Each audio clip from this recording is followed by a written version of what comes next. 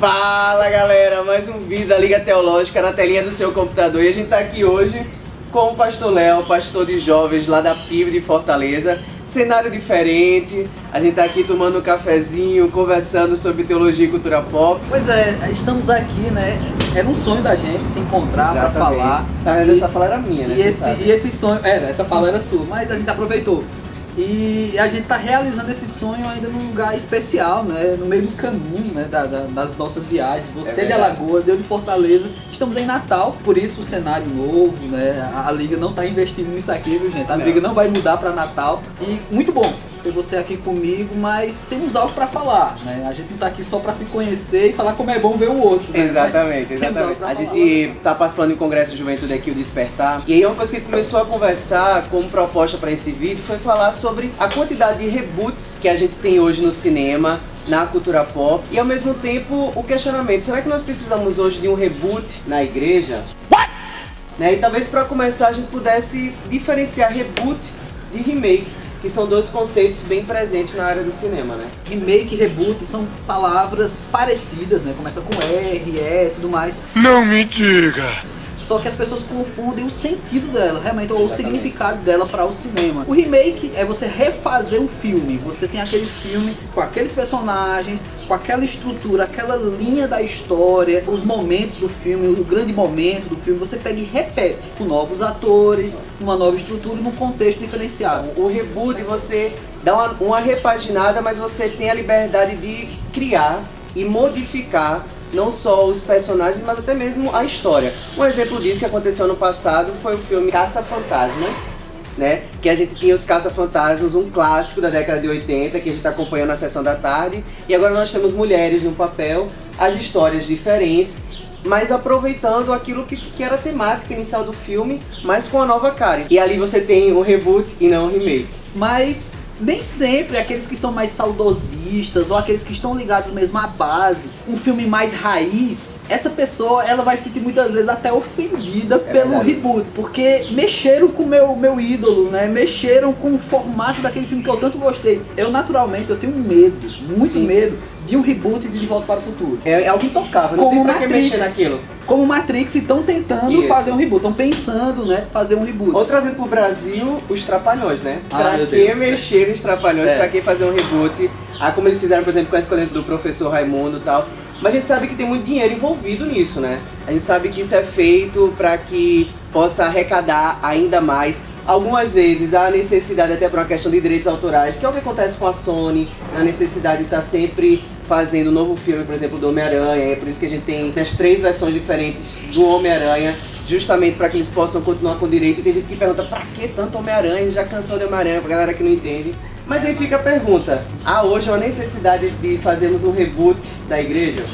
Olha, essa é uma pergunta muito séria, porque isso tem a ver com a questão de contextualização.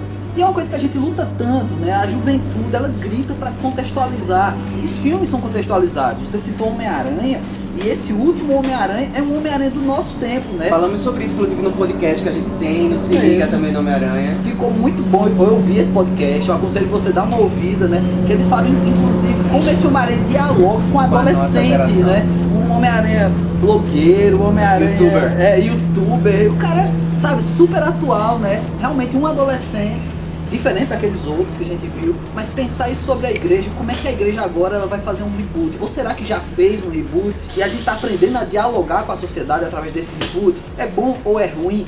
São várias coisas que a gente precisa pensar sobre isso. Uma delas é a respeito da igreja emergente, a chamada igreja emergente, que dizem que é uma nova linguagem, é uma igreja, com todo respeito, mas uma igreja envelopada, uma igreja que ela tem uma nova cara, né, para a sociedade. Essa igreja emergente, se você for buscar o John Burke, né, no livro É Proibida a Entrada de Pessoas Perfeitas, ele fala de uma igreja que nasceu, ela emergiu dentro de uma cultura. O que aconteceu? John Burke foi para uma cidade universitária, que é mais comum nos Estados Unidos, e no ambiente universitário você tem muitas pessoas que são estudantes mesmo e já saíram de casa, estão vivendo uma vida, alguns vida louca mesmo. E o John Burke ele ficou ansioso por trazer uma igreja que respondesse a essa proposta de uma nova cidade de estudantes, uma igreja para estudantes. Foi assim que surgiu a Gateway, a igreja a qual ele é pastor. E é uma igreja emergente, só que americano, como brasileiro também, a gente gosta de pegar os modelos. Esse copia, traz assim, um pacote fechado pra cá e... Exatamente o que aconteceu, pegaram esse modelo e disseram, então a igreja emergente é essa, e deu certo, a Gateway, então vamos repetir esse processo. E começaram a levar um modelo que emergiu daquela cultura para outras culturas. Realidade. Inclusive a cultura brasileira. Então hoje eu acredito que estão tentando fazer um reboot da igreja brasileira, né? Assim como nos filmes ou nas séries, no cinema, você tem pessoas saudosistas que dizem, rapaz, não mexa com isso, não toque nisso, né? Já houve igrejas que não aceitavam bateria, não aceitavam rock and roll. Isso vem mudando, né? Pequenos reboots vem acontecendo na igreja, porém essa coisa da igreja emergente é um reboot muito sério. A gente tem que saber exatamente onde é que a gente tem que tocar e onde tem coisas que eu creio que são imutáveis. Isso. Onde há necessidade realmente de uma mudança e de uma contextualização. Eu também acredito, à luz da Bíblia, que há princípios, há valores que eles não precisam ser mudados, eles não devem, na verdade, porque a gente acredita que esses valores, eles são realmente perenes, né? Eles existem e porque Deus, ele é eterno. Ele não muda. Contudo, nós como pessoas, nós como sociedade mudamos. E a igreja ela está inserida na sociedade, daí a necessidade de aprender a dialogar, daí a necessidade de aprender a contextualizar. É justamente isso, sabe? A necessidade de uma igreja encarnacional, sabe? Uma igreja que possa realmente entrar na realidade onde ela está inserida, na comunidade onde ela está, na realidade onde ela está, tentando falar na língua das pessoas, aproveitando as ferramentas como a gente tem com internet, mídia social. Como é que a gente pode hoje chegar realmente, falar na língua que as pessoas falam e anunciar o evangelho da verdade bíblica, que essa é imutável, mas utilizando como canal aquilo que nós temos hoje, aquilo que é a cara da nossa sociedade, né? Acho que esse é o reboot necessário e possível. E de várias maneiras usar de oportunidade com as ferramentas que nos são dadas. Eu vejo, sinceramente, não é querendo, sabe, tá junto de vocês e colocar a bola de vocês pra cima.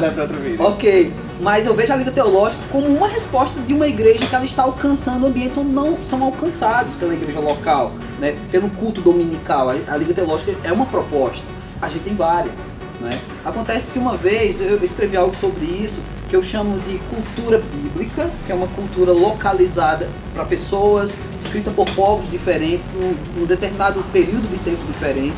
Existe o que eu chamo de cultura religiosa, você tem muito da cultura judaica, por exemplo, na Bíblia e tal, mas tem algo que eu chamo de cultura de Deus, que são princípios imutáveis, que são situações que não negocia, que não tem como, não, isso aqui é uma novidade, a igreja precisa aprender a lidar com isso. Então nós temos assuntos muito sérios, inclusive, que estão vigorando na nossa política, e a gente tem que ter cuidado o que nós podemos dialogar, o que realmente é um reboot, ou de repente a gente nem está fazendo nem reboot nem remake da igreja, a gente está fazendo uma outra coisa chamando de igreja. Exatamente. E isso é muito perigoso. Distorcendo aquilo que realmente foi a orientação de Deus ou o propósito de Deus para a igreja, para o ser humano e para o reino, né? Léo, a gente só tem a agradecer por você estar aqui. Deixa aqui embaixo os teus comentários, o que você acha sobre isso, concorda, não concorda, qual é a realidade que você tem vivido hoje na tua igreja, com os teus líderes.